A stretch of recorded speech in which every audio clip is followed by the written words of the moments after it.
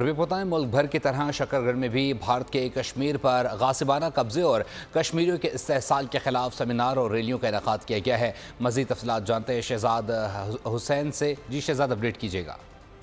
जी बिल्कुल, मुल्क भर की तरह शकरगढ़ में भी भारत की तरफ से कश्मीर पर गासिबाना कब्जे और कश्मीरियों के मुसलसल इस्तेहसाल के खिलाफ मुख्तलिफ जगह पर रैलियाँ निकाली गई और सेमिनार का इनेकाद भी किया गया।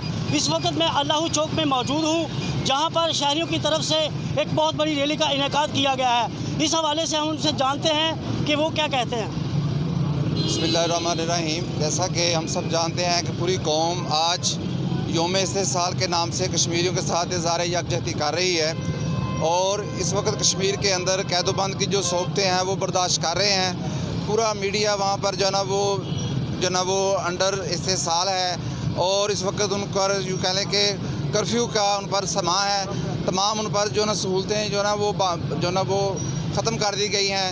जी बिल्कुल, आपने रैली के शुरा की बात सुनी। उनका कहना है कि हम आलमी ताकतों से अपील करते हैं कि जो गासिबाना कब्ज़ा किया गया है भारत पर, उसको छुड़वाया जाए और जो मुसलसल उनका इस्तेहसाल किया जा रहा है उनके खिलाफ। बहुत शुक्रिया अपडेट करने के लिए। सब्सक्राइब करें और बेल दबाएं ताकि कोई खबर रह न जाए।